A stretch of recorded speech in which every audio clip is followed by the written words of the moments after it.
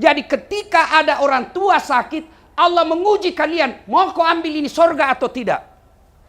Tapi sayang seribu sayang, banyak anak diuji orang tuanya stroke, diuji orang tuanya kena serangan gula. Aduh, anaknya 1 tahun mulai mengeluh. Kenapa? Istrinya yang tidak sabar. Maka bu, hati-hati ki milih mantu. Kalau masih mahasiswa sanging kuku najina jaga, mana potong kuku pigi tongi salon, mau kok kira-kira nak kasih kencing kalau sakit kok? Carita campur raktu.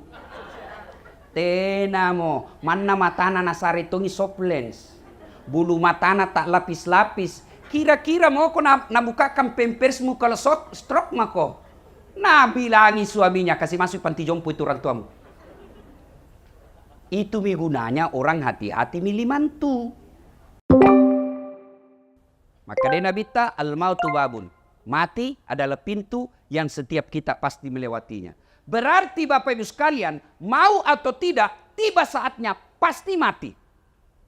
Yang jadi masalah, bagaimana kondisimu mati. Itu tonsing kelebihannya kalau orang sakit dulu seperti almarhum. Ya komalase yolo napa naruntu ajalenna, ada kesempatan bertobat. Itu enaknya kalau sakit dulu. Ada kesempatan bertobat. Sakitnya sendiri kalau dia sabar, sakitnya sendiri itu sudah sakit dan dia sabar menggugurkan dosanya. Apalagi kalau dia melakukannya dengan memperbanyak istighfar. Itu kelebihannya orang kalau sakit. Tapi kekurangannya manreong koso. Kalau orang mampu, alhamdulillah. Dia mampu, tapi ada lagi kelemahannya. Apa? Membuat anak-anaknya bisa durhaka.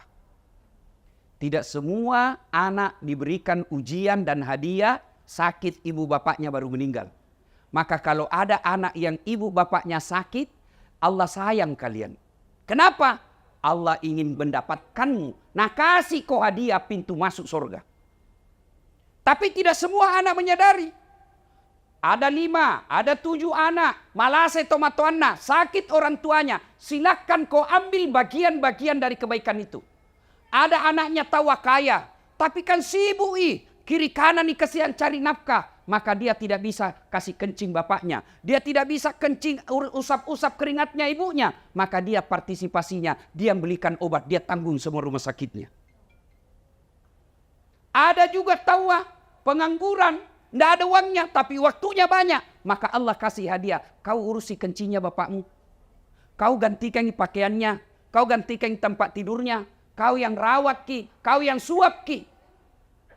Itu semua. Jadi ketika ada orang tua sakit. Allah menguji kalian. Mau kau ambil ini sorga atau tidak? Tapi sayang seribu sayang. Banyak anak diuji orang tuanya stroke. Diuji orang tuanya kena serangan gula. Aduh, anaknya 1 tahun mulai mengeluh. Kenapa? Istrinya yang tidak sabar. Maka bu, hati-hati ki milih mantu. Kalau masih mahasiswa sanging kuku najina jaga, mana potong kuku pigi tongi salon, mau kok kira-kira nak kasih kencing kalau sakit kok? Carita campur raktu.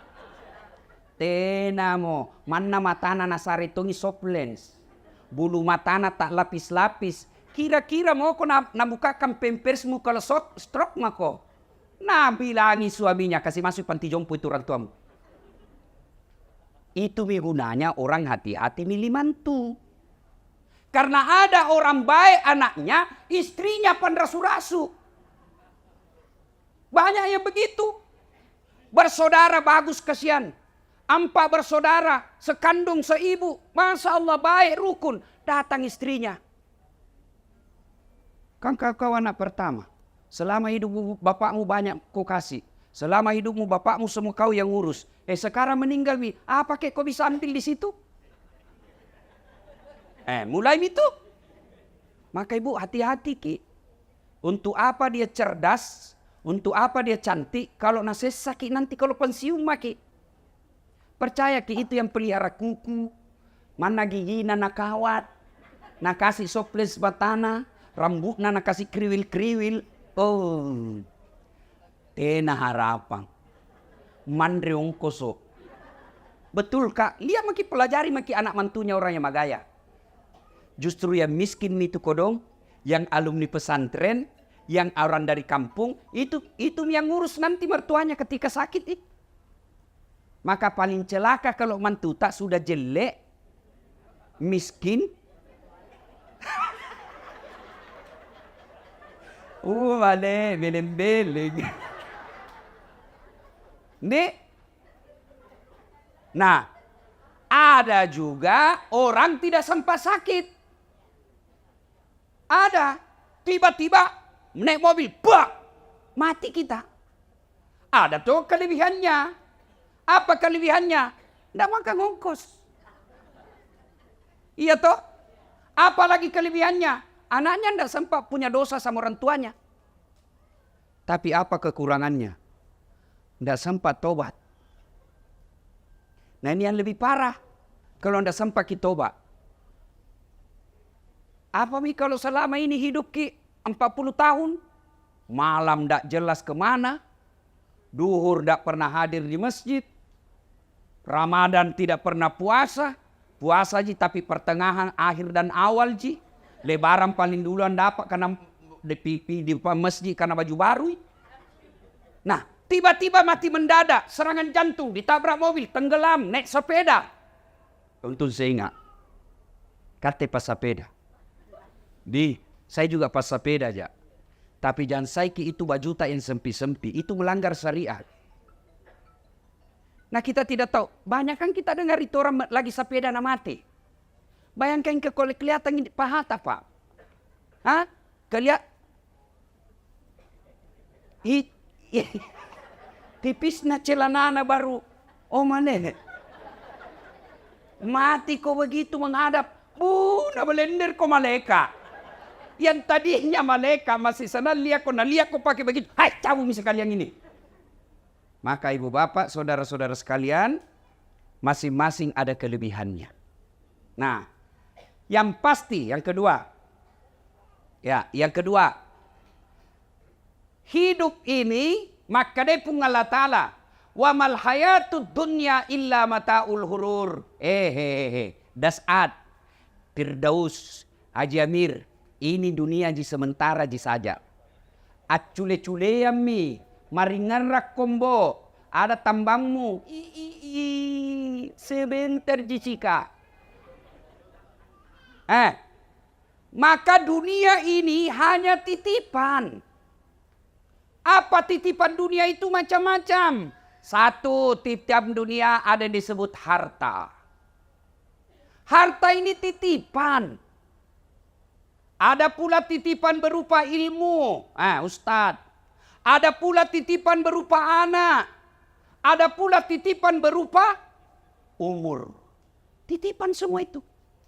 Maka ketika Allah kasih kau titipan, satu, jangan kau sombong. Yang namanya titipan bos, jangan kau sombong. Harta, titipan itu. Ini. Ada mobil di sini 3-4 kayaknya di dalam sini. Titipan ji. Titipan nih. Kalau mati ki, seperti almarhum. Nah bawa hartanya. Nggak. Kaos kaki aja nggak boleh dipakai. Dasi aja nggak boleh dipakai. Titipan aja ini. Harta ini titipan. Maka yang namanya titipan, jangan kau sombong dengan hartamu. Maka ambil ilmunya tukang parkir. Ini banyak semua tukang di sini, Pak Warkop. Nah bilang temanku, jangan mengaku anak Warkop Makassar kalau kau tidak tahu camidu. Apa itu camidu, Ustaz? Catat mi dulu. Ketua Pak Amir. Ayo. Coba lihat itu tukang parkir di Warkop. Masya Allah baik na hatina. Nggak ada sombongnya. Banyaknya mobil na jaga. Nggak pernah patente sombong. Kenapa? Begitu ambil orang mobilnya, maka lama kali jadi kasih 2006 nih. Kenapa? Karena dia yakin bukan mobilku. Maka sebaiknya itu harta tak seperti tukang parkir. Titipan jini. Jangan kau sombong. Kalau Allah marah dengan kekayaan yang kau sombongkan, Allah ambil hartamu. Sekejap ji. Maka dami pun Allah Ta'ala, kun fayakun. Jadi habis. Apa contohnya? Tsunami. Lihat itu kalau tsunami, hancur. Gempa, kebakaran. Maka harta jangan membuat kita sombong. Ibu-ibu, tahu ki Firaun? Tahu ki? Itu Firaun, Bu. Allah melaknat dia karena dia sombong. Gagah. Raja. Istananya banyak. Dilapisi dengan dinding-dinding emas. Tapi karena sombong, Allah laknat dia. Dan Allah tidak akan memasukkan dia dalam surga. Kalau kita ini Islam pernah dua kalimat syahadat, yakin sampai mati, pasti masuk surga. Jangan makin khawatir, Bu. Ini semua kita pasti masuk surga. Yang penting sudah syahadat, yakin dua kalimat syahadat itu pasti masuk surga. Cuma kalau dilanjutkan pertanyaan, kapan masuk surganya? Sudah pakai dicuci. Di mana dicuci, Bu? Neraka kedua tampak, tidak ada tengah-tengah. Jangan kau pikir ada bencong. Enggak. Tuh, neraka, surga. Kalau dia tidak masuk surga, di neraka. Kalau dia Islam, masuk ke surga. Tapi mampir dulu di neraka. Bagaimana keadaan di neraka dicucinya? Tergantung dosamu. Sama bajuku saya. Kalau bajuku yang kupakai si ceramah, rendam saja deterjen, bilas sedikit, bersih. Tapi itu bajuku yang kupakai dulu waktu SMA SMP kalau pika sawah, kotor, mamaku nak cuci istilahnya, nak cuci kalantang. Tahu ki kalantang, Ibu? Tahu bapak-bapak kalantang? Direndam dulu satu malam air panas, besok baru disikat, dibanting-banting, diinjak-injak, toh, dibanting lagi, disikat, baru dijemur satu hari, malamnya diembunkan, besok baru dibersihkan lagi, baru bersih. Begitu, Bi. Kalau banyak dosa tak, kalau sedikit ji, tampilin jaki saja, tak, masuk kok. Sudah, Mi. Tapi kalau banyak dosa au patopan di kalantang. Di kalantang orang, Pak. Tergantung dosa. Tapi Fir'aun, itu Allah jelaskan Quran, haram dia masuk surga. Kenapa? Karena dia sombong. Lalu, dilaknat Allah, tidak ada orang suka. Itu Fir'aun tidak ada yang sukai. Mana buktinya? Sampai sekarang ini, tidak ada orang Maros mau kasih nama anaknya Fir'aun. Itawa terkenal sekali. Ini kinja toa di Quran. Raja. Tapi tidak ada orang mau kasih nama Fir'aun anaknya. Kenapa? Karena Fir'aun dilaknat Allah karena kesombongannya. Maka kaya jangan membuat sombong. Yang kedua, apalagi harta. Yang kedua, ilmu. Jangan sombong. Adakah ilmuwan sombong? Ada. Mana gerangan? Ada, itu biasa. Tidak usah bahas ilmu kedokteran, ilmu agamamu. Adakah ustadz sombong? Ada. Yang mana ciri-ciri ustadz sombong? Yang tidak mau menerima perbedaan pendapat. Pendapatnya saja nanggap benar. Kalau berbeda langsung bilang bid'ah, masuk neraka. Kada tong itu begitu, Pak? Ada. Apa yang mau kita sombongkan dengan ilmu ini? Padahal Allah sudah jelaskan, wa ma utitu minal ilm illa qalila. Dek wale kopat disengah kecuali cek dek mi. Itu kata Allah. Apa yang kita mau sombongkan dengan ilmu? Ini dasar latif. Yang merasa hebat. Bukan karena saya cerdas. Bukan karena saya jago. Tapi karena ada penontonku. Saya bisa viral. Sampai penonton saya di YouTube sudah 148 juta. Bukan karena saya hebat. Tapi karena ada yang nonton. Coba kalau saya ceramah di sini. 2 jam berapi-api. Membara. Tidak ada yang nonton. Lewat patopan. Lama misaki itu Ustaz. Iya toh? Iya. Jadi kalau jadi penceramah ilmuwan. Jangan kau sombong. Kalau Allah marah. Nah kasih pikun kok. Ada banyak pikun. Ada banyak pikun. Ada walau benar atau tidak ini cerita-cerita ji. Ada profesor dekat-dekat mi pensiun. Mau pi mengajar. Setiap dia mau pi mengajar selalu nak cium istrinya. Ini 2 minggu mi tidak dicium istrinya. Dah protes istrinya. Bilang, Pak, biasanya kalau mau pi mengajar kau cium kak. Ini Momi 2 minggu tidak pernah mau cium-cium. Dalam hati, astagfirullah, berarti siapa ku cium selama ini? Ternyata pembantunya cium. Jantung modus. Mata-mata sudah dengar begini, besok didapat sama anaknya. Ku kira mamamu nak. Apa yang kita bersombongkan dengan ilmu? Maka yang baik, mari saling menghormati perbedaan pendapat. Nih, biasa kita ini gara-gara beda pendapat dalam suatu masjid, akhirnya masjid tidak tenang. Lama-lama masjid ditinggal jamaahnya. Lama-lama akhirnya masjid didominasi oleh satu aliran atau mazhab saja. Yang baik, mari saling menghormati pendapat. Kalau kita yakin satu pendapat, lakukan dan amalkan pendapat itu tanpa mau menyalahkan pendapat orang lain. Maka kalau kita lihat masuk di masjid, ada orang takbir begini, silahkan, jangan kau salahkan. Ada juga yang begini, silahkan, ada ton dalilnya. Ada ton kuliah tidak semangat, kayak orang lapar sekali, lama tidak makan. Ini. Ada juga begitu tuh ibu. Tuh, begini saja. Ada ton begitu tuh. Jamba kau calai urusannya. Sibuk duduk kok. Kenapa? Karena kalau dia salah, kau tidak tanggung dosanya. Kalau dia sesat, kau tidak ikut sesat. Tapi kalau kau celah, kau maki, kau hina, kau dapat dosa karena menghina hamba Allah. Selesai. Jadi kalau ada kita lihat berbeda, jangan maki urusi. Mau ki pelihara jenggot, silahkan. Jangan aku bilang yang tidak pelihara jenggot, tidak sunnah. Mau kau yang jengki celananya, silahkan. Jangan kau bilang orang yang dibawa mata kakinya kafir, tidak. Saya dibully di WhatsApp, di Facebook. Ini ustadz tidak sunnah. Kenapa kau bilang tidak sunnah? Buktinya kau tidak pelihara jenggot. Mau dia apa kalau tidak mau tumbuh? Gara-gara jenggot udah cala-cala kan. Sibuna. Sudah ya. Jadi jangan sombong gara-gara ilmu. Yang ketiga, apa itu titipan? Sudah harta, ilmu, apalagi? Jabatan. Wali kota, kepala dinas, gubernur, pak camat, anggota dewan, titipan nasen jinjo. Tiaku borro, jangan kau kabarra-barra. Iya toh? Bu, kutanya ki dulu ah, kutanya ki. Kita tahu itu rumah yang cantik di Jalan Sudirman, perempatan Sungai Sadang, sebelah kanan warna putih. Banyak bendera-bendera nah. Kita tahu ibu. Ah? Yang dari Pangke Anggami pura-pura mengkitai. Tahu itu? Apa itu? Rumah jabatan gubernur.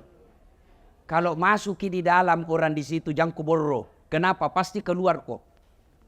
5 tahun saja, paling lama 10. Masih mau kau tambah, dibilang kau gila. Keluar kok, bukan kau di situ. Berapa mi orang tinggal di sana? Berapa mi? Banyak mi toh? Pasti keluar. Apa yang kau sombongkan dengan jabatanmu? Apa? Apa lagi? Ini Hertasning.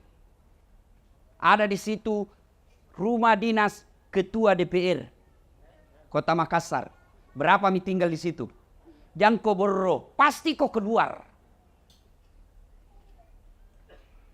Makanya saya biasa ketawa-ketawa saya dalam hati kalau ada anggota DPR borodudu acece. Tiap mau kau bos, kau 5 tahun jijatanu. Terpilih kau lagi 10 tahun, tidak terpilih wabillahi taufiq wal hidayah. Kutanya ki dulu ibu, kutanya ki. Mana lebih tinggi pangkatnya gubernur dan wakil gubernur? Mana ibu? Gubernur. Bapak-bapak, mana lebih tinggi pangkatnya Kapolda dengan wakil Kapolda, wakil Polda? Mana lebih tinggi pangkatnya wali kota dengan wakil wali kota? Tidak mungkin wakil lebih tinggi daripada wali kotanya. Tidak mungkin wakil gubernur lebih tinggi daripada gubernurnya. Tidak mungkin Wakapolda lebih tinggi jabatan pangkatnya daripada Kapolda. Iya toh? Tapi herannya, kenapa itu wakil rakyat? Nah kau wakil ya kau bos.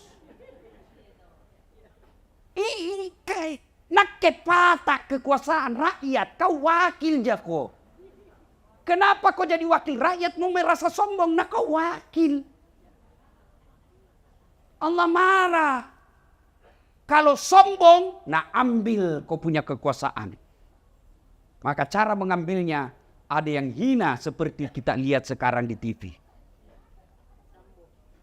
Toh? Yang keempat, titipan karena waktu terbatas. Yang keempat titipan Allah, apa itu? Anak.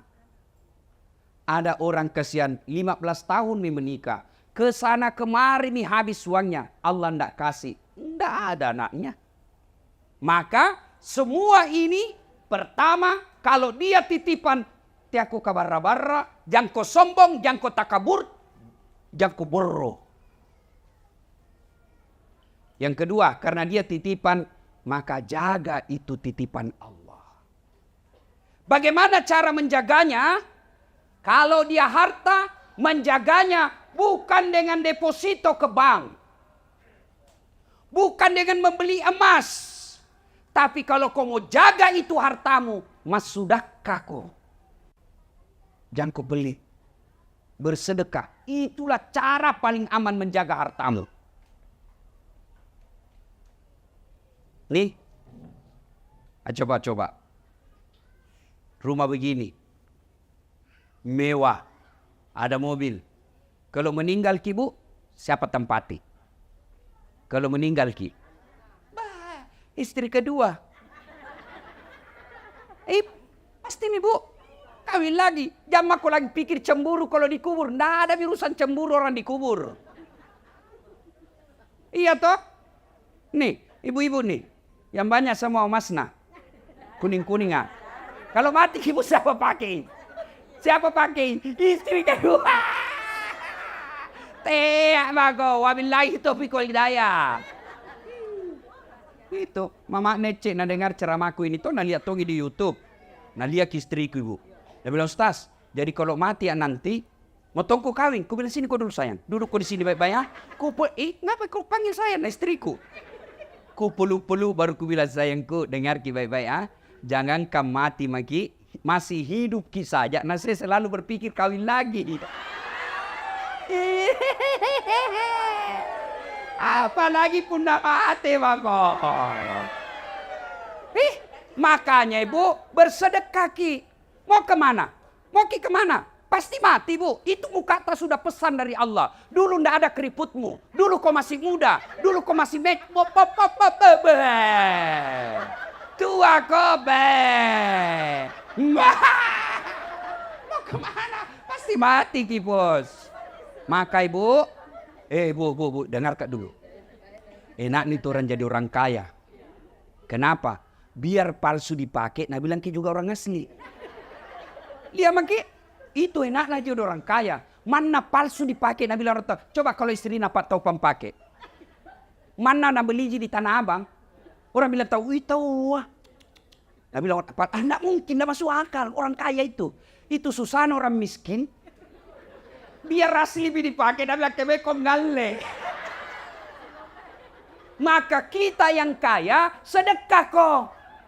Maka selesai takziah nanti. Kita yang kaya, panggil anak tak, apalagi yang sudah 60 tahun ke atas. Panggil itu anakmu. Nah, ini ada emasku 500 gram. Jual mau 400 gram, bikin kau mesti di kampung. Yang 100-nya, mari saya pakai. Belikan kembali yang palsu. Sudah. Maka enak, kaya di dunia, kaya di akhirat. Menjaga amanah harta, bukan dengan investasi tanah. Bukan dengan beli rumah ini. Bukan investasi dunia. Pasti tambah susah kau meninggalkannya. Maka caranya sedekah. Bu-ibu. Pernah ada orang kita lihat bangkrut gara-gara sedekah? Pernah? Yang bangkrut gara-gara narkoba. Yang bangkrut gara-gara judi. Yang bangkrut gara-gara pemabuk. Yang bangkrut gara-gara selingkuh. Beda poligami selingkuh, ah? Iya sami. Kalau selingkuh coko-coko. Nggak halal, poligami halal. Apa kau tahu pak? Berani kok. Nabila temanku Ustaz. Orang lain istrinya semua singa. Alhamdulillah saya istriku di rumah Ustaz. Bukan macan bu. Kelinci. Nah bilang saya istriku kelinci Ustaz, tapi saya menjadi kangkung.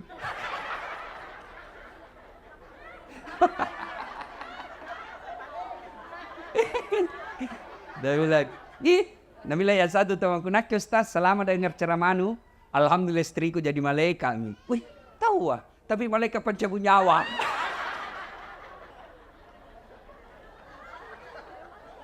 Ada kayak cerita sama saya, Ustaz poligami itu kan sunnah. Betul, poligami itu sunnah, jadi jangan celah. Kalau ibu bapak tidak setuju, boleh, tapi jangan kau celah orang yang berpoligami. Tapi dengan catatan, poligami bagi orang yang mampu. Ibarat pesawat itu pesawat Pak, ada kan namanya pintu darurat. Tidak boleh dibuka setiap saat. Pun anu buka tidak darurat, ngajak kalau ke polisi.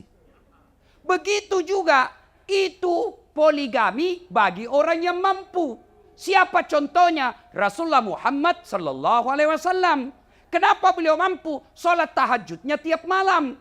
Kenapa beliau mampu? Senin Kamis tidak pernah lepas. Tiap pagi dia duha, bersedekah setiap saat di rumahnya, tidak pernah kasar ngomong. Maka Allah kasih kemampuan. Kate, hari Jumat saja kau sembahyang, paling terlambat datang, paling cepat pulang. Orang khotbah kau tidur, motong kau poligami, nenek itu patah. Kalau tidak mampu jangan kau cari-cari susah. Maka amanah sedekah. Ya Bu? Bu? Dan itu orang dermawan, orang senang. Meskipun sudah meninggal orang masih mengenangnya. Iya toh? Tapi kalau sekeki, jangankan meninggal, masih hidup kisah saja dan doakan ke orang. Coba kalau orang dermawan, pikir siara kubur, antar kubur orang meninggal, dilewati kuburna, tahu wah. Baik sekali ini orang teman tetangga atau hidup, suka kina traktir, doakan kita wah. Sudah 5 tahun meninggal, masih didoakan. Tapi kalau orang seke, jangankan mati Pak, masih hidup saja, lewat di kompleks mobilnya, tabrakan lalu. Kukira tuh mau kena kasih naik, ternyata nak kelas sonja. Maka bersedekahlah. Cara memelihara harta yang Allah berikan, sedekah. Yang kedua, anak. Bagaimana cara memeliharanya? Jadikan anakmu soleh dan soleha. Apa Allah melarang anak kita jadi kontraktor? Tidak. Apa Allah melarang anak kita jadi dokter? Bagus. Apa Allah melarang anak kita jadi anggota DPR? Tidak. Tapi Allah minta jadikan anakmu pejabat yang memperhatikan agama. Bu Ibu. Bu. Kira-kira kalau masuk lagi di kubur sama doakan ki. Suami.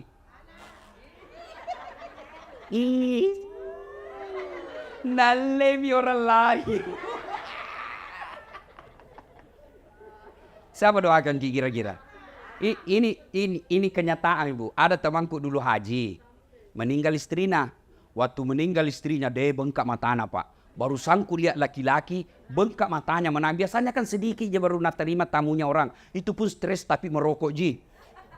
Ini tahu bengkak matanya menangis. Dia bilang, Ustaz saya bisa sampai seperti ini karena hebatnya ini istriku. Rasanya tidak bisa melanjutkan hidupku. Separuh jiwaku ikut bersama istriku.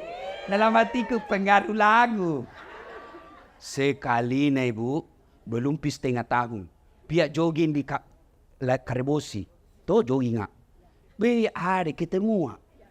Ada di sampingnya cewek, muda, putih, panjang rambutnya. Nggak pakai jilbab. Ku senggol itu teman ngajiku. Ini gaya roh. Siapa namanya? Yang baru Ustaz. Siapa doakan Kibu? Siapa? Maka kalau mau ki lihat sekarang masa depan tak dikubur lihat tak nak tak sekarang. Kalau malam Jumat mengaji baca Yasin di kamarnya alhamdulillah. Subuh dia pergi ke masjid jamaah tanda maki bu. Jam maki masuk al kubur tak ada mi doakan ki. Tapi kita tengok kamarnya main game.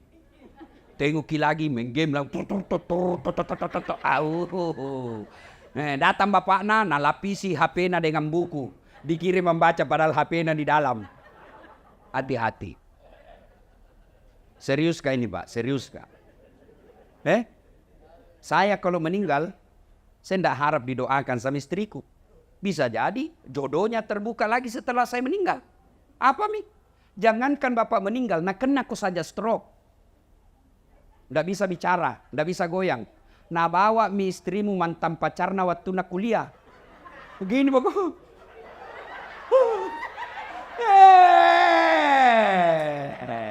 Belum pak kau dikubur itu, belum pak kau dikubur. Apai? Maka anakmu jadikan... Apa nurasa ini? Hah? Itu mi bayangkan mi. Nah kena kau stroke, ndak bisa kau bicara, lu kencingi mi dirimu, ndak bisa kau goyang, baru istrimu nak bawa mantan pacarnya yang duda. Begini bakal terus. Dia bilang bunuh mak, bunuh mak. Makanya Bapak Ibu sekalian, doakan anakmu. Bagaimana cara jadi anak yang soleh dan soleha?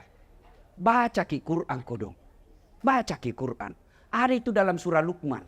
Jelas itu dibahas oleh Allah mulai dari surah Luqman ayat 14. Ya bunayya, wahai anakku, jangan kau serikatkan Allah. Jak mupat dua puangnya. Beneta lagi deh namanya lipat dua. Apalagi pungalau ta'ala. Ajarkan anakmu dari kecil. Kul huwallahu ahad. Dia tidak tahu tafsir Ustaz. Kasih lagu karena anak-anak senang lagu. Katakan Tuhan itu satu. Rama. Iya toh. Yang mau ku kasih adik lagu-lagu patolo-tolo. Bu ami belaulan kupu-kupu, siap makan nasi, kalau malam minum susu. Mana kupu-kupu makan nasi dong.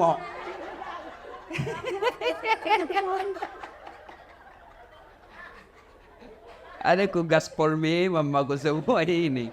Yang ngasih dia cari tanah. Nih, bangga anak tahu kalau nak bilang anak tahu luar negeri sekolah, pintar bahasa Inggris. Apa beda kalau pintar bahasa Inggris? Apa nu gapa? Memang nak kalau berdoa bahasa Inggris sih. Oh my God, please help me my mother.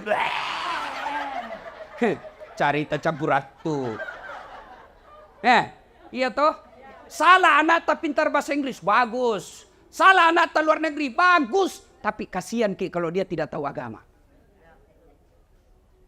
Ada orang kasihan anaknya keluar negeri sekolah. Pulang lagi diongkosi. Diongkosi. Habis uangnya puluhan miliar untuk anaknya. Tapi tidak pernah bangun masjid.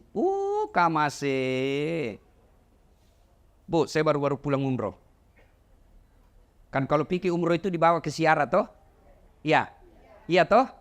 Nah itu kalau orang dibawa siara. Dibawa gitu di Madinah. Ada namanya siara masjid 7. Iya toh? Nah. Kenapa disebut masjid 7? Karena ada 7 orang di situ bikin masjid. Ada namanya masjidnya Umar, masjidnya Abu Bakar, masjid Aisyah, masjid Utsman. Ada semua di situ. Kalau orang Romawi Yunani membangun dan membentuk, menjadikan momen bahwa saya pernah hadir di dunia dengan apa? Dia bikin patung. Itu Romawi Yunani. Maka kita kenal ada patungnya, patung-patung orang tokoh-tokoh sana. Ya toh, kalau orang Islam bukan patung, apa? Masjid. Mana cat dibikin kok masjid? Masa kau berani anakmu sekolahkan miliar-miliar kau tidak bisa bikin masjid? Supaya nanti ketika bapak masuk di kubur, ada kau doakan Ki. Tidak ada itu teman tak Bu. Wih, Pak, kalau meninggal Ki, teman tak mau doakan Ki. Lihat mi dulu di WhatsApp, grup. Ada semua itu grup WhatsApp toh. Coba kalau ada orang meninggal. Mengetik doa saja malas. Stiker gitu nak kirim. Inna lillahi wa inna ilaihi Al-Fatihah. Stiker, ndak nak baca itu Al-Fatihah. Begitulah nasib tak kalau dikubur maki. Pak, kilanya rekinnya baji Bu. Bu, saya merantau di Kalimantan. Cari kerja. Tidak enak di Kalimantan. Masih ada pilihanku Bu? Masih ada? Ada. Apa? Pulang lagi di Pindrang. Pulang kampung. Tidak mungkin lihat ke sekampungku mati kelaparan. Iya toh? Orang Jawa datang merantau ke Sulawesi. Ternyata di Sulawesi tidak enak. Ada pilihan? Ada. Apa? Pulang kampung. Mangan orang mangan yang penting ngumpul. Iya toh?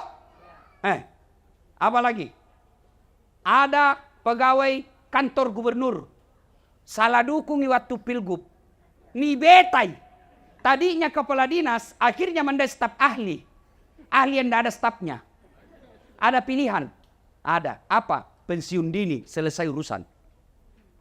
Tapi masuk kok dikubur. Ada pilihan. Ada pilihan. Masuk kubur. Tidak enak deh, kembali lagi deh. Wow, saya saja masuk kubur tidak enak. Keluar kak, lari semua orang. Ustaz Dasat, Ustaz Kondan jadi pocong. Iya toh. Maka begitu masuk kubur, yang bisa menolong bapak ibu, anak yang soleh dan soleha. Bagaimana carakan anak tak jadi soleh dan soleha? Itu sudah jelas dalam agama. Satu kata Nabi, kasih nama anakmu nama-nama baik. Nama-nama ada doa. Bukan nama-nama pemain bola. Nah kasih nama anak Lionel Messi. Ngapa Lionel Messi? Nah bilang supaya jago main bola. Apa mau jago main bola? Sekarang saja di sini tidak ada stadion. Main bola tidak ada stadion. Satu, kasih nama yang baik. Dua, jangan kau kasih makan uang haram anakmu. Bodoh kita rakyat Indonesia kalau tidak mengambil pelajaran dari yang viral sekarang. Kalau darah dagingnya anak istrimu suka makan uang haram, pasti tidak beres pikirannya. Kalau anakmu selalu kau kasih makan uang haram, pasti tidak beres akal pikirannya. Itu Nabi sudah jelaskan. Mata bawa nojek ko Nabi podako. Tapi kalau anak dipelihara dari yang haram-haram, tidak pernah disentuhkan makan haram, bapaknya kontrak-kontrak, bapaknya tukang servis, bapaknya tambal ban, tapi anaknya nanti yang angkat derajatnya. Pasti begitu. Lihat saja. Itu guru-guru ngaji. Yang anaknya. Dulu di kampung dihina guru-guru ngaji. Karena dia pelihara anaknya baik-baik. Masya Allah anaknya yang angkat harkat dan martabatnya. Maka bapak ibu. Bapak yang sudah terlanjur menghalalkan segala cari nafkah. Jangan putus asa. Segera bertobat. Kasih kembali itu barangnya orang yang kau ambil. Maka istri yang baik. Kalau datang suami tak bawa. Maka pertanyaan pertama. Pak halal jini. Biasanya 5 juta ji pak. Kenapa ini 5 juta 500? Dari mana 500-nya? Halal ji. Kalau nak bilang halal bawa. Kalau nak bilang tidak jelas. Kita mau makan nih. Jangan kasih makan anakku. Saya tidak mau. Bisa ibu? Bisa? Kalau 500.000 bisa. 50 juta? Gue bukan sini gini. 3. Kasih nama. Jangan kasih makan uang haram. Yang ketiga, cara mendidiknya anak kita adalah berikan keteladanan. Jangan berharap banyak anak tak sholat kalau orang tuanya tidak sholat. Kita selalu bilang sembahyang kau nak. Nah kita tidak pernah lihat sholat, tidak mungkin. Nah ibu bapak saudara-saudara sekalian. Berikutnya, yang pembahasan keempat. Anggaplah banyak misalata ini. Toh, anak tak gagal dididik, harta tak tidak jelas. Selama ini kita tantang patente sombong. Wala ta'iasu min rauhillah kata Allah. Jangan peturun dulu. Jangan kau putus asa. Selama ajalmu belum dicabut. Selama napasmu masih ada dalam tubuhmu. Maka saya akan terima ampun dari. Saya akan terima tobatmu. Dengan catatan bertobat kok. Cuma bagaimana cara bertobat? Ini yang kita tidak tahu. Pertama cara bertobat memperbanyak kalimat istighfar. Astaghfirullahaladzim wa atubu ilaihi la ilaha illa anta subhanaka inni kuntu minadz zalimin. Malam pelade Ustaz puncoki sih. Astaghfirullahaladzim wa atubu ilaihi. Astaghfirullahaladzim wa atubu ilaihi. Masih panjang Ustaz, yang paling pendekmu astagfirullah, astagfirullah, astagfirullah. Masih panjang Ustaz, pendek sekali ya. Astaga. Tidak boleh memanja. Paling pendek. Tidak ada artinya itu astaga. Tidak ada artinya. Astagfirullah. Itu mah. Tidak aku tahu bahasa Arabnya, bahasa Indonesianya. Puang. Ya Allah maafkan saya. Ampuni saya Allah. Ampuni saya Allah. 1. Yang kedua, tobat bilisannya dengan melazimkan selesai sholat 5 waktu. Membaca zikir subhanallah 33 kali. Alhamdulillah 33 kali, Allahu Akbar 33 kali. Itu sebabnya Nabi menganjurkan selesai kau sholat, baca kau itu 33 kali. Subhanallah, Alhamdulillah, Allahu Akbar. Kenapa? Hadis menjelaskan orang yang baca dengan sepenuh hati, maka Allah gugurkan dosa-dosanya. Dengan catatan pada cengi bacana, perbaiki bacaannya. Jangan terlalu cepat. Tidak tahu apa dia bilang, kayak makan pisang goreng panas. Jumlah.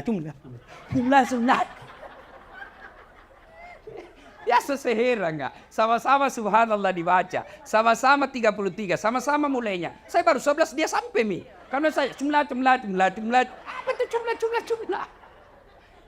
Nasa ngogi koma pigau DC ko pigau isi DC na takala ning pigau takala mu baca pada cengi bacana subhanallah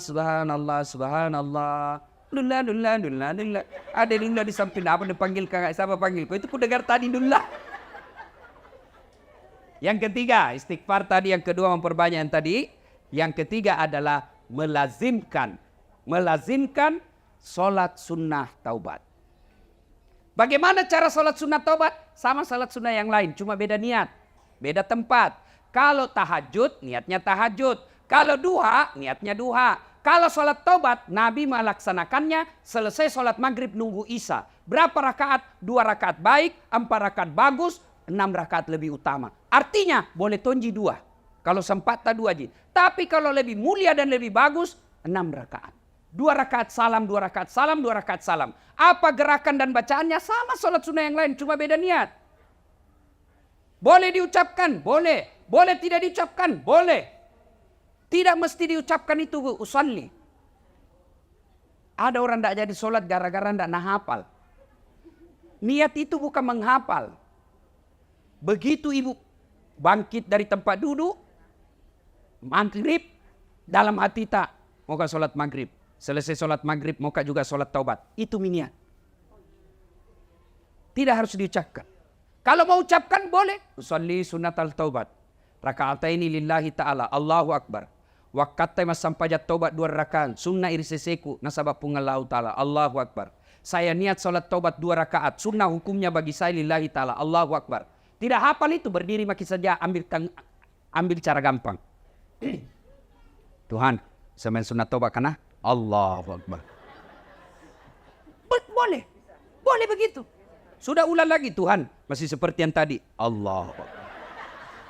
Tapi jangan begitu terus. Tapi sah. Boleh. Boleh bu. Daripada ibu katakan. Sali.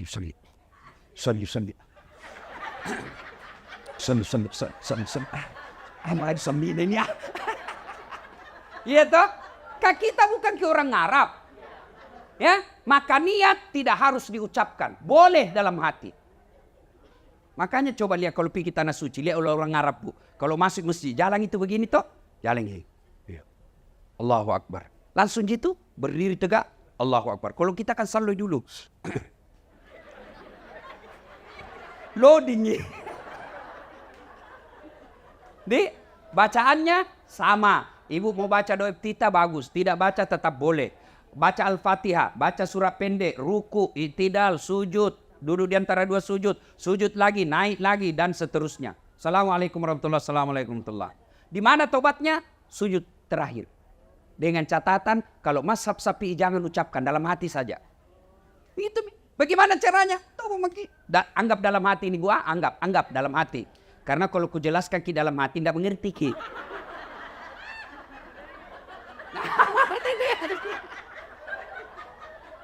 Jadi bagaimana caranya? Anggap ini dalam hati, anggap.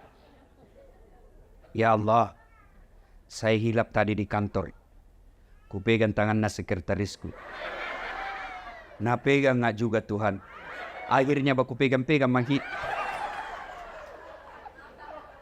Ya Allah ampuni saya. Lalu yang paling penting, ini yang paling penting. Rabbana la tusik qulubana ba'da is hadaitana wa hab lana min ladunka rahmah.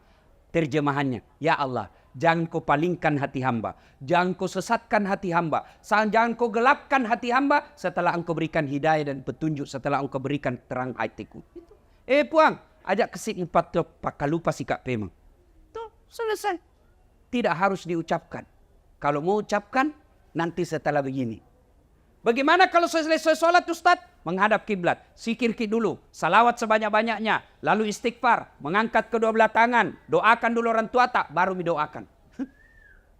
Boleh tidak ada bahasa, boleh dalam hati saja.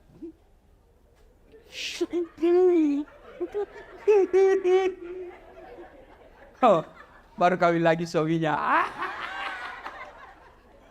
Berdoa, tidak harus diucapkan.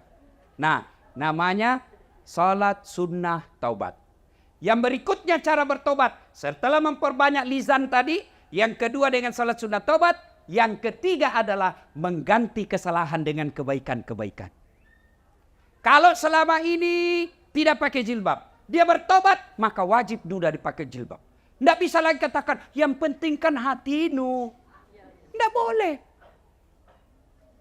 Kalau selama ini masih suka judi, bertobat, buang semua hasil judimu, maka kau lakukan yang kebaikan, ganti dengan amal-amal soleh. Dan kalau kita bertobat dengan sepenuh hati, Allahu Akbar, maka dipung Allah Ta'ala, innallaha yuhibbut tawwabina. Saya cinta kau hambaku yang bertobat. Sudah berdosa, lalu datang membawa dosa kepada Allah, lalu dia bertobat, maka dipung Allah Ta'ala, mega dosamu, adam pengeku lebih mega pak. Malopo dosamu, lebih malopo pak adam pengeku. Berarti yang jadi masalah bukan dosa, yang jadi masalah mau ndak kita bertobat. Tujuan salah satu di antara kehadiran kita ini, selain sebagai rasa simpati kita, rasa duka kita terhadap teman, keluarga, karib kerabat kita atas wafatnya almarhum, juga karena kita ingin lebih memperbaiki diri. Caranya paling praktis, kembali ini, maka ada kesalahan-kesalahan yang kita lakukan, segera bertobat. Jangan lagi menunggu nanti tua, karena ajal tidak pernah menunggu kita tua. Jangan lagi berpikir, saya tobat dulu. Tidak, segeralah. Karena taubat tidak harus tua, tidak harus muda, tidak harus segera, tidak harus banyak dosa, tapi taubat adalah urusan setiap manusia yang ada nyawanya. Setiap ada nyawa, pasti ada dosa. Dan pada saat dosa, bukan dosa masalah kita, tapi mau tidak kita bertobat. Ibu, bapak, saudara-saudara sekalian, inilah tausiah kita pada taklim kita kali ini. Mudah-mudahan ada manfaat. Terima kasih atas segala perhatian. Mohon maaf atas segala kekurangan. Usikum wa nafsi bitaqwallah. Assalamualaikum warahmatullahi wabarakatuh.